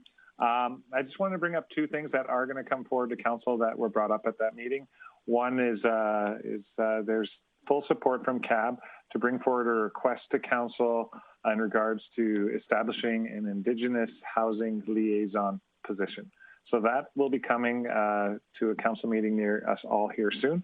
Also, during the federal update, forget her last name, and I wasn't around my pen and paper, so I didn't take a lot of notes. I was actually in another office during that day and didn't have anything available to make notes with. But part of the federal update was that COVID benefits, the CERB program, is coming to a close. And so obviously that's going to affect everybody's community going forward. There's already an article on the CBC about it today and the potential for homelessness to increase, with landlords now having the ability to evict their tenants. But that's not what the update insinuated. Coming to Parliament near you, as of September 27th, there's a bill tabled with 3 grants to replace this CERB benefits program, but which are more specific. So I wish I had written out all 3, but one that stuck out for me is a child care grant to benefit parents who have to stay home with their children who are sick due to COVID, and them getting a bit of funding that way. That is tabled for September 27th, and a decision is to be made on that day by the federal government, which is surprisingly odd that, you know, they're prorogued for so long and then they just go right back to work on a Sunday to make decisions right away. So looking forward to it. I hope those programs can elucidate this conversation a bit better than I have.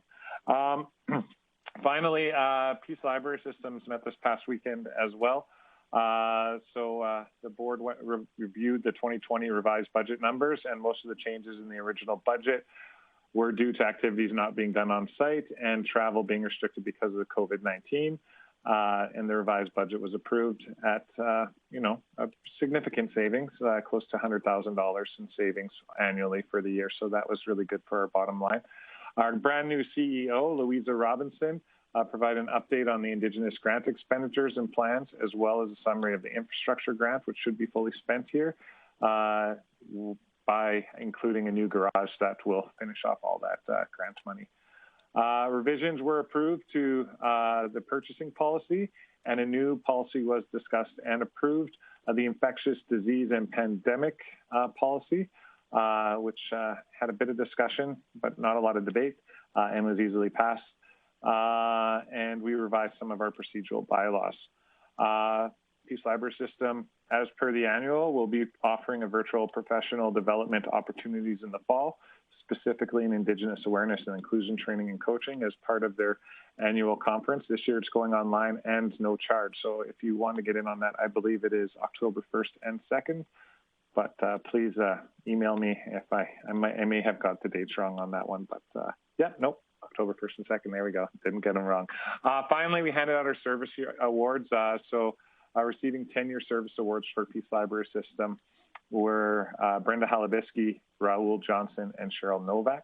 And as we do with our 10 years, we also have 5-year service awards presented. And to that, Tanya Bowman, Lindsay Brown, Clinton Froelich, Brad Pearson, and yours truly, Chris Thiessen, were all awarded their 5 years of service to Peace Library System. So it's been an honor serving such a great organization and being part of library since I got elected on council, and I'm really happy to accept that service award.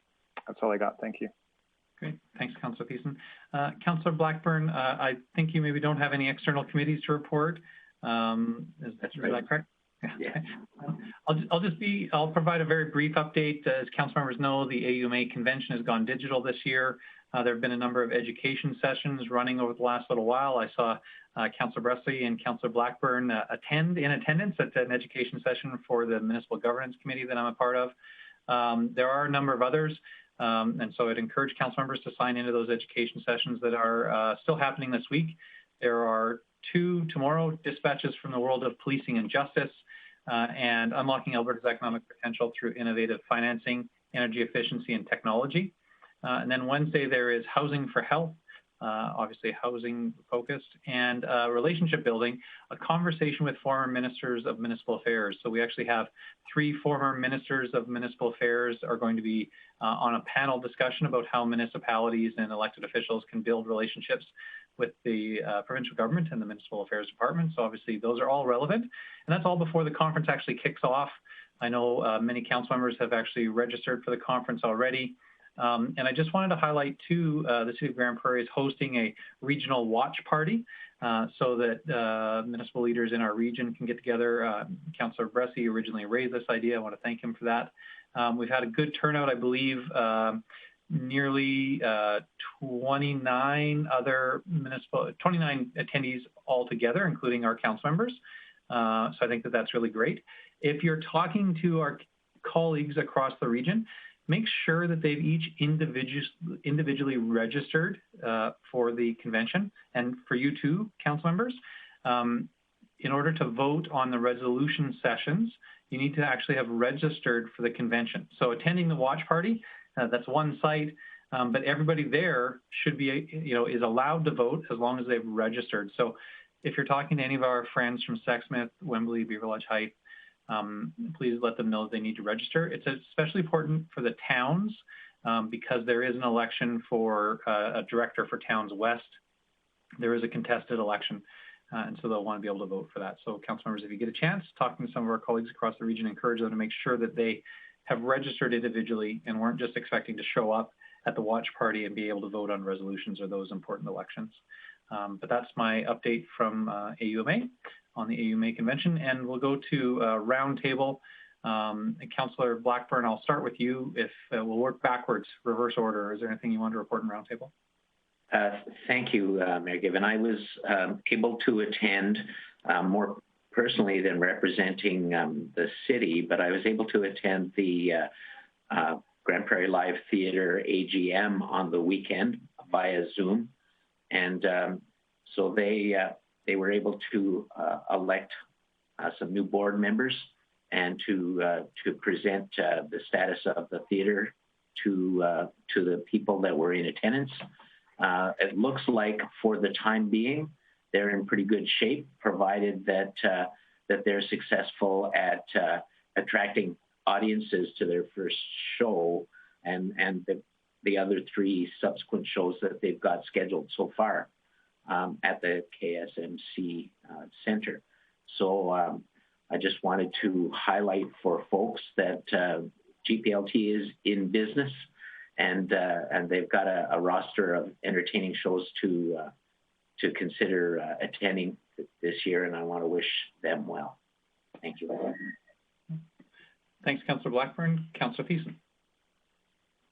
Thank you very much, Mayor Given. On Friday, September 18th, I had the privilege of filming the final GP Grows installment, which was the apple orchard harvest, which was more of a potato harvest because the orchard that we picked was all picked, which is great because that's what it's there for, right? So beautiful. People really got into the program. And so this was more of an educational session on the filming that we did on how to harvest your potatoes, dig them up out of the ground, and I played real dumb for that one. So hopefully the video turned out really good. I know it's not much of a stretch. Also on Sunday, Terry Fox Run happened. I was happy to take part in that. Sort of a different type of Terry Fox Run. It was a virtual event. So I made the donation online and went for a walk. It was pretty good. Hanging out with friends. There was lots of people out that day as well. I saw lots of city staff and their families, lots of friends and their families. So it was really glorious. And I just want to send out a reminder to all of council while we're here and while we're sitting in this meeting. We got 2 requests. One was to do your own potato harvest this Wednesday, September 23rd, at one of our orchards to pull up some potatoes and show the community what we got. And then we'll donate the rest to the Friendship Center Food Kitchen. Also, this Saturday at the Drive-In Comedy Night for Nighthawk, September 26th, starts at 8 o'clock, but the doors open at 6:30. $30 a ticket. All funds raised above and beyond the costs will go to the Hail Recovery Fund. which we know is pretty pricey. Just as a guesstimate, it's about $1.5 million currently, but we still have to get those geotech reports back to know 100% for certain. So I'd encourage all my council peers to, purchase a ticket and go out and get a couple belly laughs. We all could use one nowadays. So thanks so much. Great. Thanks, Councillor Thissen. Councillor Bressie. Hey, thank you. Something I got to do last week was take part in a phone call about the Police Act review. Council will remember that under our previous government, there were a number of consultations with stakeholders from across the province about modernizing the Police Act, and our current government has rebooted that consultation process. And something I was really thankful for was they did build on what we all said and and all the work we did last year. So I was happy to see this government not throwing out that work that was started under the previous government, but building on it. I was also really pleased to see Minister Madhu in some media interviews and over Twitter talking about some changes he anticipates being made to the Police Act that very much are in line with what I've heard, what I've shared on behalf of the City of Grande Prairie, and also what I've heard other stakeholders say. I know the conversation I was in was on police governance, was the one they were talking about last week, and what every single stakeholder in the breakout room I was in pushed hard on was that we need more influence over operations in our local communities. And speaking of that, as council knows, we're starting recruitment for a police advisory committee, which I think will be the tool our community has to have more influence over our CMP. And also, if the Police Act substantially changes how policing works in our community, or other factors change how police works in our community, I think this advisory committee is going to be really key to giving council good advice.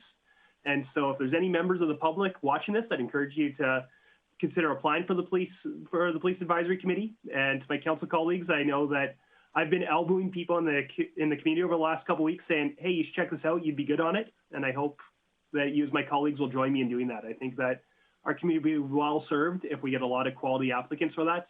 And I think that takes us as leaders of this organization out there twisting some ears and poking some people at our elbows. So I hope you'll help me get people applying for that.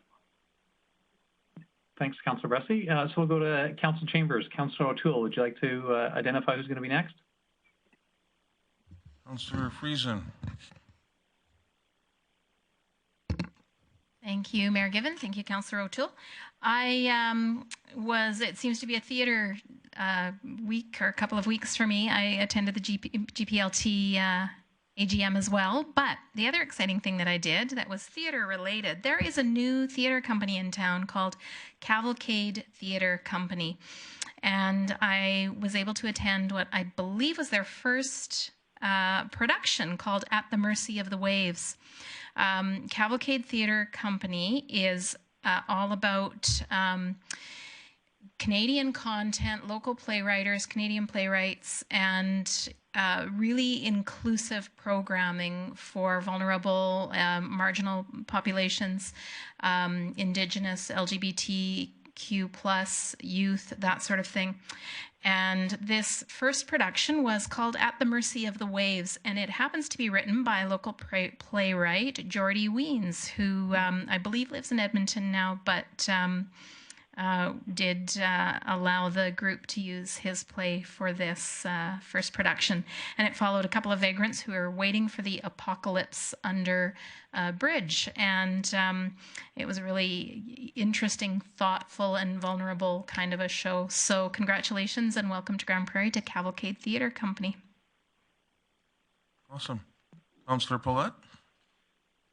Thanks, Mr. O'Toole. I went to one public event. Councillor Bressie was there as well. A few events that was spoken for, but this one was an opening of Quinn's Tea. So if you've never tried bubble tea, there's a new place in town selling bubble tea. Quinn's Tea, it's over on 116th Street, or 116th Ave, sorry, by the Prairie Mall and behind the ATB. And it was just exciting to go and see the excitement of somebody starting a new business through COVID, which I love, that there's still people that are very optimistic and trying to move forward with their life. So if you haven't tried bubble tea, go give it a go. I won't say much other than that about it because it wasn't necessarily my thing, but I loved the atmosphere in there, and I will be happy to take back. It wasn't my taste bud, but I'm looking forward to take my kids there. Excellent. Councillor Minhas has nothing to report. And Councillor Clayton. Thanks, Councillor O'Toole. Not a lot hasn't already been mentioned, but I will mention that Mayor Given and I, as well as Director Glavin and and Ms. Lee from Economic Development went out to Valley View and met with the other municipalities in regards to our tri-municipal industrial project. There will be more information coming forward soon, but it was a great opportunity for us to get together with the other municipal partners and have some discussions of see what that looks like in the future. I did want to say a couple other things. Councillor Bressie had mentioned in regards to the police strategy committee, but a reminder to people, if you're looking for a really good place to get information on consultation, on our website, if you scroll down, there's a tab that says have your say. On that portion, if you click the registered now, you will be able to create a user profile, and then in turn you'll get updated on a regular basis of things that are open for input. In addition to open houses, for example, the Revolution Place revitalization conversation closed yesterday, but it also tells you when there's open houses and any other sort of current and past projects actually that we were looking for input on. So it's a good place to register. You'll get an email when something else comes up for consultation, and it's a good way to sort of stay engaged. And on that, sort of an internal message, I wanted to thank Council, but mostly in particular administration. Council can attest to the fact that the last few weeks have been very fast moving. There's been an extra heavy load on administration in regards to opportunities with funding through the provincial and federal government. And as you saw, some discussion today, and there's another one tomorrow, these fast moving projects are a lot of extra work on our administration. You know, as politicians, we sit here and have these discussions, but in order for us to have a good discussion, there's a lot of work that goes into it prior. So thank you to administration for that, and I look forward to tomorrow's discussion. And with that, that's all I have. Thank you very much. And you are correct, administration's been working around the clock, literally. I do have one item to report. I was at the Veterans Memorial Park, and I watched a team of volunteers plant a number of trees, fruit-bearing trees. Also, they're planting bushes and other fruit and vegetable type plants this year. They're doing it now for next year. And it's starting to look like something really impressive out there. And they've got a lot of concrete in, they've got trees planted, and with all that, she's put a lot of hard work in, a lot of volunteers and a lot of businesses that are behind her. And just want anybody to know if they want to see a really unique facility that's that was a dream of a lady, is it's over behind the Anna Vet's building near the rugby fields. So thank you very much. I did that on Friday, and that's my report for this week. Thank you. Great. Thanks very much, Councillor O'Toole. I think that handles everybody that was in council chambers, and I think the majority of events that I attended have been described. There was one that council may have seen in a city media release. That was the participation with the NHL in introducing some of our Grande Prairie minor hockey players to a player from the Dallas Stars. That was a great opportunity to connect our local players to one of their sports heroes. I also attended the Northern Alberta elected leaders meeting by Zoom last Friday. Our MLA and the Minister for Municipal Affairs was there to present and introduce herself to the members, but it was a relatively short meeting. And with that, I think I have nothing else to report, and we'll call our meeting adjourned. Thanks, everyone. Have a great night. Bye, everybody. Thanks, Phil. Thanks, Kevin. Yes, thank you.